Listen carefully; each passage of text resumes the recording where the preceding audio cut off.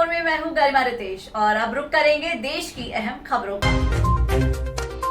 Indian oil company मेधावी छात्रों को फ्री ऑनलाइन कोचिंग देगी। कश्मीर में सिख लड़कियों का धर्म परिवर्तन और जबरन शादी के मामले की सच्चाई क्या है? पुष्कर सिंह धामी होंगे उत्तराखंड के अगले मुख्यमंत्री। फ्रांस कराएगा रफाल सौदे की आपराधिक जांच। महिला क्रिकेट, तीसरे वनडे मैच में भारत ने इंग्लैंड को 4 विकेट से मात दी। दिल्ली में कोविड नियमों का उल्लंघन करने पर 1.5 लाख से अधिक लोगों पर जुर्माना। सर्वोच्च न्यायालय का आदेश, बलात्कार पीड़िता का नाम अदालती कार्रवाई में नहीं होना चाहिए। उत्तर प्रदेश पंचायत चुनाव परिणाम में भाजपा को मिली संजीवनी बूटी। उत्तर प्रदेश में लॉकडाउन में ढील से जनता को राहत मिलेगी। महामारी में चुनिंदा आईपीओस पब्लिक इशू ने दिया बम्पर मुनाफा। अब जानते हैं खबरें विस्तार से। इंजीनियरिंग प्रवेश परीक्षा के लिए इंडियन ऑयल कंपनी मेधावी और मध्यम आय वर्ग की छात्राओं के लिए फ्री ऑनलाइन कोचिंग की सुविधा दे रहा है। अधिक जानकारी के लिए टोल फ्री नंबर 1801037009 व व्हाट्सएप नंबर 9319434261 पर संपर्क किया जा सकता है। इसके अलावा 3 जुलाई 2021 को दैनिक भास्कर अखबार के प्रकाशित विज्ञापन से भी जानकारी ली जा सकती है। पंजीकरण की अंतिम तिथि 8 जुलाई 2021 है। कश्मीर में सिख समुदाय की 2 लड़कियों को दानमीत कौर और मनमीत कौर की शादी जबरन मुस्लिम लड़कों से होने का मामला प्रकाश में आया है। लड़कियों के घर वालों का कहना है कि पहले लड़कियों को फुसलाया गया और बाद में डरा धमकाकर उनका धर्म परिवर्तन कर शादी की गई। वहीं दूसरी ओर लड़कियों का कहना है कि उन्होंने अपनी मर्जी से माँ बाप का घर छोड़ा है। उनके साथ कोई जोर जबरदस्ती नहीं की गई है। दोनों लड़कियों के माँ बाप ने उनके घर से चले जाने के कारण थाने में रिपोर्ट लिखाई और पुलिस ने दोनों लड़कियों को उनकी माँ बाप के सुपुर्द कर दिया। लेकिन फिर पुलिस वापस लड़कियों को ले गई और अदालत में पेश किया। लड़कियों के माँ बाप का कहना है कि पुलिस ने रवैया एक तरफा है और वो उन्हें अपनी बच्चियों से मिलने नहीं दे रही है। बहरहाल सच्चाई क्या है ये वक्त ही बताएगा, लेकिन धर्म परिवर्तन के नाम पर राजनीति शुरू हो चुकी है। उत्तराखंड को फिर से एक नया मुख्यमंत्री मिलने जा रहा है। पुष्कर सिंह धामी को भाजपा विधायक दल की बैठक में नेता चुना गया है और वह दिनांक 4 जुलाई को मुख्यमंत्री पद की शपथ लेंगे। वह उत्तराखंड में कुमाऊं क्षेत्र की खटीमा सीट से विधायक हैं। उन्हें उत्तराखंड के पूर्व मुख्यमंत्री और महाराष्ट्र के राज्यपाल भगत सिंह कोश्यारी का नजदीकी माना जाता है। भारत के साथ हुई रफाल लड़ाकू विमान के सौदे की आपराधिक जांच फ्रांस के जज करेंगे। फ्रांस के पीएनएफ राष्ट्रीय वित्तीय अभियोजक कार्यालय ने इसकी जानकारी दी। फ्रांस के साथ 2016 में रफाल विमान के सौदे के करोड़ों रुपए के भ्रष्टाचार के आरोप पर भारत में काफी हाय हल्ला मचा हुआ है। यदि ये जांच फ्रांस में होती है तो भारत में राजनीतिक रोटियां सिकने लगेंगी। बता दें, भारत सरकार ने 70,000 करोड़ रुपए में फ्रांस से 36 रफाल लड़ाकू विमान खरीदने का सौदा किया था। आरोप है इस सौदे में बिचौली और भारत सरकार के अधिकारियों की जेब गर्म की गई है।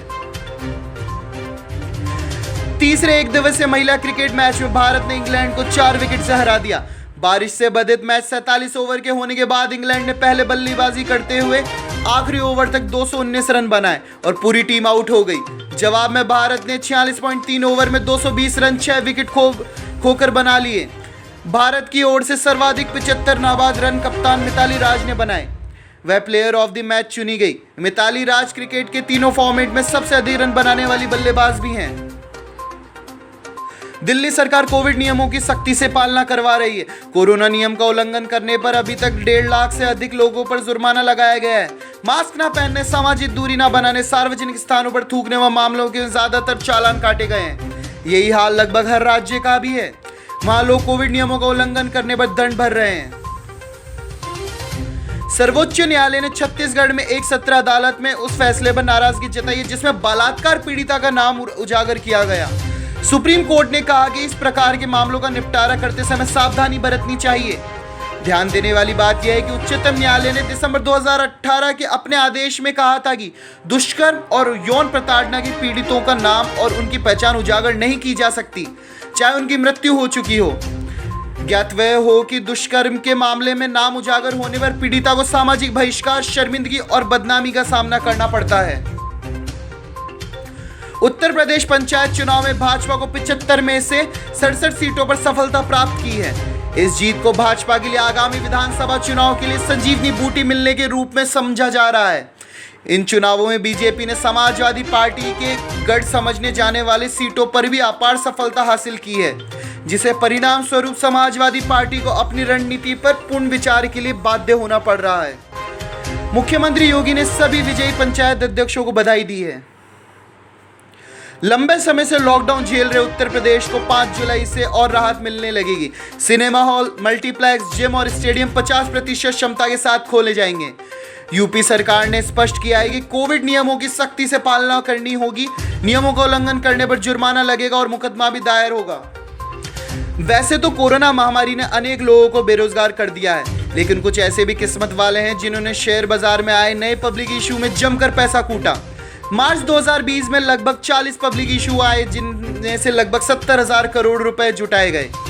इन 40 इश्यूज में से केवल 4 ही घाटे में चल रहे हैं। बाकी के 36 अपने इश्यूज प्राइस को 2 गुने या 3 गुने हो गए हैं। कुछ पब्लिक इश्यूज हैं Happiest Mind Technology, Route Mobile, Nureca Limited, Angel Broking, Rosari Biotech, Burger King India, Gland Pharma, Easy Trip Planner आदि शेयर्स में निवेशकों को अच्छा रिटर्न दिया है।